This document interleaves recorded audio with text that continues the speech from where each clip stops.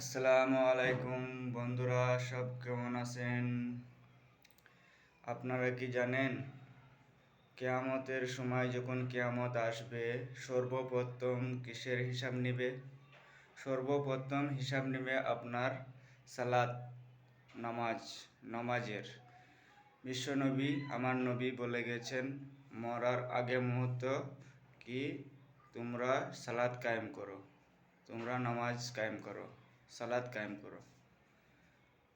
উম্মতের এত চিন্তা করতো আমার নবীজি, সব সময় সালাত সালাত বলতেন। সালাত এই কারণেই বলতেন, কিয়ামত যখনই হবে, কবর থেকে যখন ওঠানো হবে, সর্বপ্রথম হিসাব নেওয়া হবে সালাতের, নামাজের। ওই জন্য আমার এই কথাটা দিনের কথা, সবাইকে জানার জন্য, জান্নাতের যাওয়ার জন্য শেয়ার করবেন, কমেন্ট করবেন। আমার বলার মধ্যে যদি কোনো ভুল ত্রুটি হয়ে থাকে ছোটো ভাই হিসাবে মাফ করবেন। আর দিনের রাস্তায় চলার জন্য সবাইকে একটু জানার সুযোগ করে দেবেন, বেশি বেশি করে শেয়ার করে, ইনশাল্লাহ।